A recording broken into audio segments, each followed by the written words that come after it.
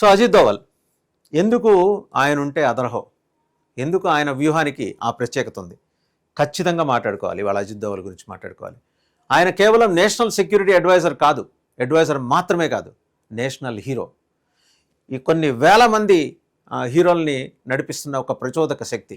ఈయనే భారత సైన్యానికి ఫ్యూయల్, భారతీయ ఆత్మకి ఆయన ఒక అద్భుతమైన ప్రచోదన తో కూడిన ఒక వేగవంతమైన వాహనం ఆయన. ఈ వాహనం నీళ్లలో ఈదగలదు, ఈ వాహనం ఆకాశంలో ఎగరగలదు, ఈ వాహనం నేల మీద పరుగులెత్తగలదు. శత్రువు గుండెల్లో ఈయన్ని చూస్తేనే, క్షిపణి పేలిస్తే వచ్చే శబ్దం కాదు, ఈయన చూస్తేనే శత్రువు గుండెల్లో డైనమైట్ పేలిన శబ్దం వస్తుంది.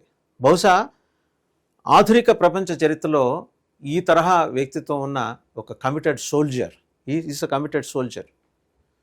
పేరుకి ఐపీఎస్, కానీ చేసిందంతా దేశ రక్షణ, దేశ నిఘా వ్యవస్థని పటిష్టం చేసుకుంటాం కోసం ఆయన చేసిన ప్రతి ఆపరేషన్ సక్సెస్ అవుతూ వస్తుంది.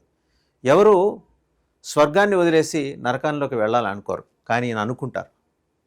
ఆ నరకాల్లోకి వెళ్ళి సంస్కరణలు తీసుకొచ్చి నరకంలో ఉండే వాళ్ళని కూడా మంచి మనసుతో పరివర్తన తీసుకొచ్చి వాళ్ళని దేశ రక్షణలో వినియోగించిన సామర్థ్యం ఈయనకుంది. దేవుడు కొందరికి అలాంటి శక్తి ఇస్తాడు ఫర్ స్పెసిఫిక్ పర్పస్. అంటే నిజంగా ఇటువంటి ఒక అద్భుతమైన అన్పారలల్ పర్సనాలిటీ, అసమాన వ్యక్తిత్వం ఉన్న అజిత్ దోవల్ లాంటి వారి జీవితకాలంలో మనందరం ఆయన చూడగలగడం అనేది మన అదృష్టం. ఆ అదృష్టం మనకి దేవుడు ఇచ్చాడు ఈయనతో పాటు. ఎందుకు ఇచ్చాడు అంటే, శివాజీ తల్లి కూడా ఆకాంక్షించింది ఆ రోజు, ఛత్రపతి శివాజీ మహారాజ్ మాతృమూర్తి కూడా ఆకాంక్షించింది.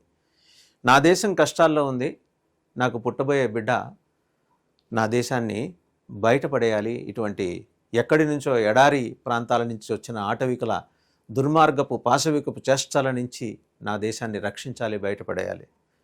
ఆమె ఆశలు, ఆమె ఆకాంక్షలకు అనుగుణంగానే భవానీమాత ఆమెకు శివాజీ మహారాజుని ప్రసాదించింది.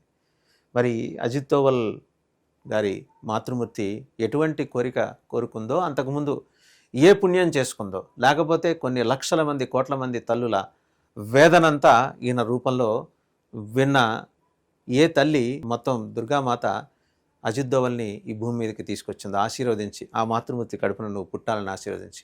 ఇంతమందికి ఈరోజు ఈయన గ్రేట్ వాల్ ఆఫ్ ఇండియా, భారతదేశపు అతి పెద్ద ఆయన గోడగానే ఇన్ని చూడాలి, గ్రేట్ వాల్ కింద చూడాలి.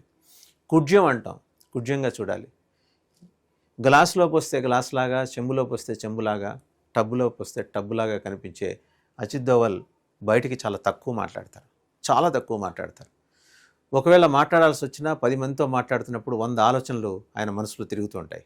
ప్రతిదీ కూడా దేశానికి సంబంధించిందే, దేశ రక్షణకు సంబంధించిందే. లేకపోతే వాడు ఆ మసూద్ అజహర్ రిలీజ్ చేసిన మీరు లెటర్ చూసే ఉంటారు మీరు.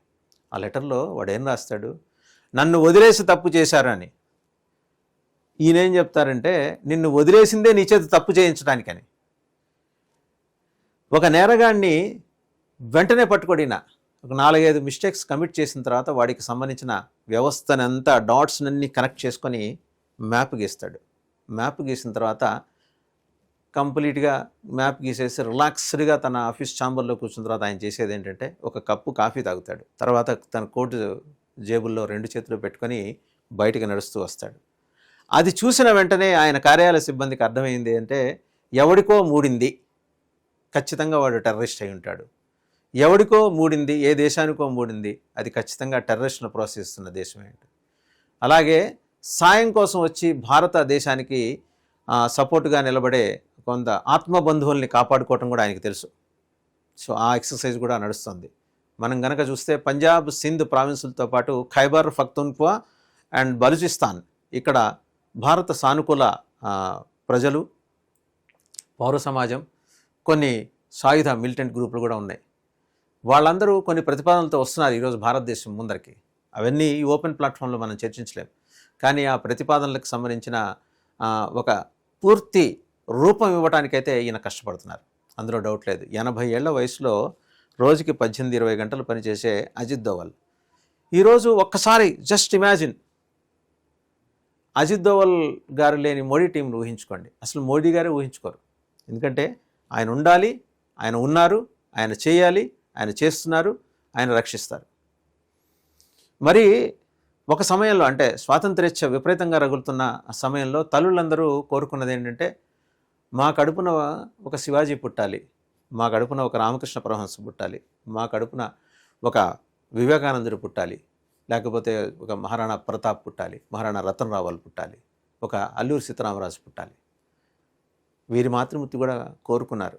ఈ దేశం స్వాతంత్రం పొందిన తర్వాత కూడా బహుశా వీరు 80 సంవత్సరాల వయసు అంటే స్వాతంత్రానికి పూర్వమే వీరు జన్మించుంటారు. స్వాతంత్రం రాబోతున్న తరుణంలో వీరు పుట్టారు కాబట్టి కరెక్ట్గా ఆ టైంలో ఆవిడ ఒక బలమైన ఆకాంక్ష, నా కడుపున పుట్టబోయే బిడ్డ ఈ దేశంలో ఈ దేశ రక్షణ కోసం ఒక మేరు పర్వతంలాగా నిలబడాలని కోరుకొని ఉంటారు. అందుకని అజిత్ దోవల్ జన్మ తీసుకున్నారు. పరమేశ్వరుడి అనుగ్రహంతో వచ్చాడు కాబట్టే మూడో కన్ను ఎప్పుడో కానీ తెరవడు ఆయన. పరమేశ్వరుడు మూడో కన్ను మరీ అవసరం అనిపించి మెడ మీద కత్తి వేలాడుతోంది అన్నప్పుడే, మెడలో ఇంత గరలను నింపుకొని కూడా అప్పుడే మూడో కన్ను తెరుస్తాడు ఆయన. అంత శాంతి స్వభావుడు బోళాశంకరుడు. వారి అనుగ్రహంతో ఈయన పుట్టారని వారి కుటుంబ సభ్యులు సన్నిహితులతో చెప్తున్న కథనాలు చాలా మనం మీడియాలో చూసాం. పరమేశ్వరుడు మరి జగన్మాత అనుగ్రహంతో పుట్టినవాడు. దేశం కోసం ఇప్పటిదాకా ఏం చేయాలో చేశాడు, ఇంకా ఏం చేయాలో కూడా చేస్తాడు. శతమానం భవతి.